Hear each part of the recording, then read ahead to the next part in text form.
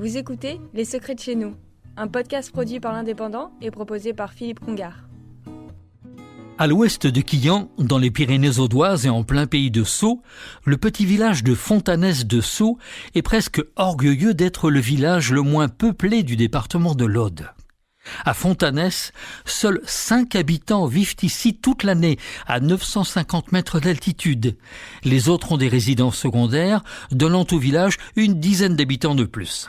Le conseil municipal compte 7 membres, qui, il y a quelques années, ont décidé d'attirer dans le village 2 éleveurs de bovins qui sont toujours et qui s'y plaisent. Ici, la terre est bonne, comme le climat. On peut cultiver des céréales et la pomme de terre du pays de Sceaux grâce à ses 13 producteurs et fier de revendiquer sa production uniquement avec des engrais naturels, des élevages bovins et ovins. À Fontanès-de-Sceaux, les hommes ont vécu sur un plateau rempli de richesses naturelles comme l'or et le fer, aujourd'hui malheureusement disparus. Reste la grotte du TM71 où mystérieusement se cache une vingtaine de chauves-souris, ne riez pas, qui, disent les habitants, aiment sortir la nuit. Les Fontanans adorent leur village où les Cathares ont laissé de nombreux souvenirs, comme le château de Dournes et l'église romane du Pêche.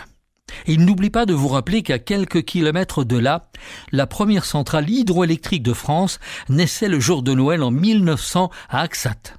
Et puis à Fontanès, les sentiers de randonnée sont nombreux et variés et tous mènent vers les Pyrénées. La Poste et la supérette ne sont qu'à 7 kilomètres dans le village de Quérigut. Et puis cet été 2021, le Tour de France, normalement, fera étape à Quillan à 30 km de là. Fontanès-de-Sceaux est donc le plus petit bourg de France et de l'Aude, 5 habitants, tous bien décidés, selon leur maire, Didier Paris, à faire vivre leur village encore très très longtemps. Vous avez écouté Les Secrets de chez nous, un podcast produit par l'Indépendant et proposé par Philippe Congar.